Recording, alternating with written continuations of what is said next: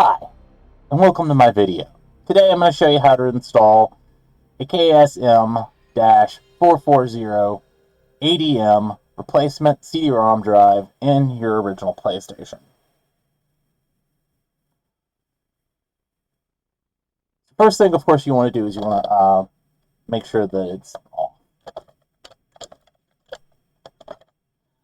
You also want to make sure the power is unplugged. And one thing I like to do after I've unplugged the power is I actually like to turn it back on.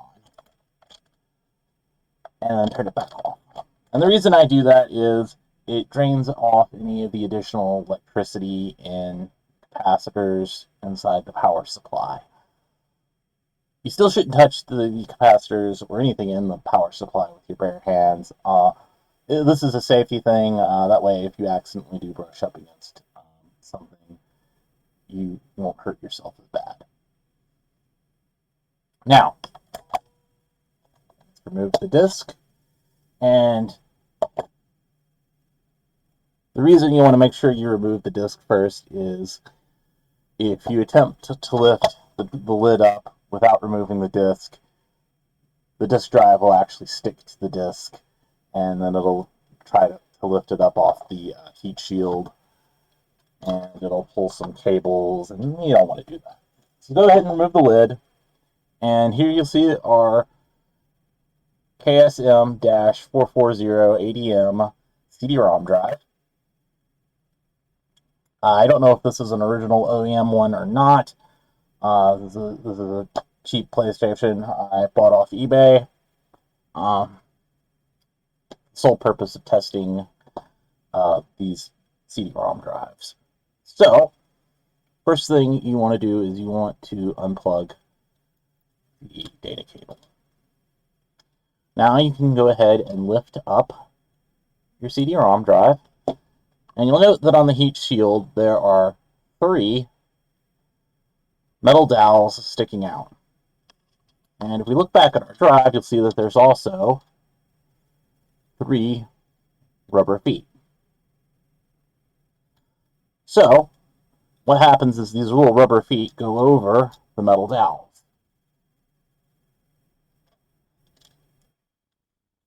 But for now, we also want to look at is this. This is a power cable. It goes from the motherboard to the CD-ROM drive, and you're going to want to remove it. What I always like to do when I remove it is I like to put my thumb on this green PCB and just give it a little bit of extra support for when we're pulling off. You just want to gently work it out and pull it out.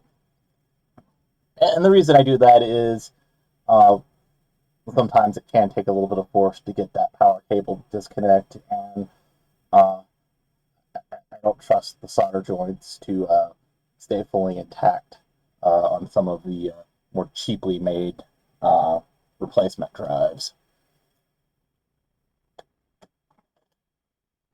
So now we can get our replacement drive. I sell these on eBay. You can find a link in the description for this video. Let's go ahead and open it up. And you'll see that the drive comes in an anti-static bag to prevent electrostatic discharge from damaging the drive and shipping. Let's go ahead and unfold it. And here's our drive. And you'll note that the data cable is kind of tucked into the plastic casing. So what you want to do is you just want to gently kind of pull it out. You don't want to force it. So if it's not wanting to come out, just kind of wiggle it around a little bit until it comes out freely without a lot of effort. Otherwise, you could potentially damage the data cable. So now we can go ahead and hook that power cable back up. And what I like to do for this is I like to have the power cable routed over that metal dowel. You don't want it to go on top of or inside, because that can affect the stability of the drive. It could also affect the internal moving components. So that's just kind of the best way to keep it out of harm's way. And we're going to go ahead and put our drive down, and you'll see that the metal dowels are inside the little rubber boots. Now, as for the data cable, we'll see here that it's actually a little askew, so just kind of move it over here. The data cable wants to lay about like that, and that's how it should be routed. So go ahead and connect that back in, and if you look, see that side's white. That side has the metal contacts. The white side should be facing out towards the controller ports. The metal contacts facing inside. You want to just push it in nice and firmly. Make sure it's all the way in. Make sure that it's not crooked. Otherwise, the contacts could be touching the wrong pins on its. Excuse me. So now, you'll notice that my table is not the best in the world, and it's very uneven. So I'm going to go ahead and find a good positioning where when I touch down on the corners, it doesn't go flipping and flopping in every direction, which will affect the stability of the CD-ROM drive as it attempts to read a disk. Now, you can test your unit like this without the lid on if you push down on the little sensor that indicates that the drive lid has been closed. In this video, I'm going to show you how I test them. Go ahead and put the lid back on. And the reason I like to test them this way is because it is how you will actually be playing games.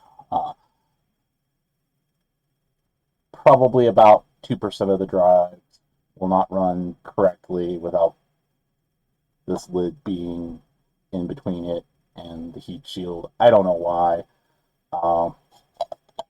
It shouldn't really make a difference, but like I said, like just a very few of the drives, it seems to make a difference. So, all right. So now we've got our disk back in there. Go ahead and power back in, and I'll gently push down on either side since I haven't put the screws back in yet. That way, that little sensor is making contact with the drive.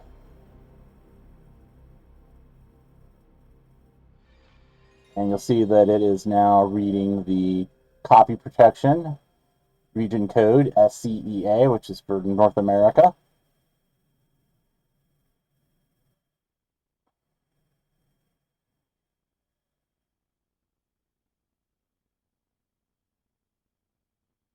And now you can see our disk has loaded into the game.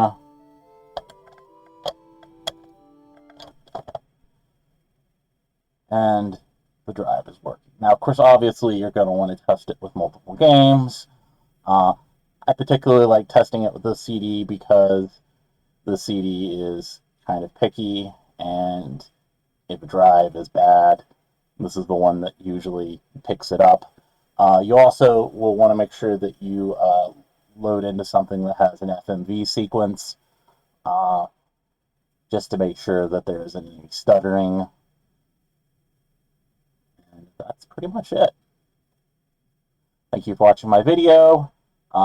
Be sure to stop by my eBay store and pick yourself up KSM-440ADM replacement CD-ROM drive for your original PlayStation.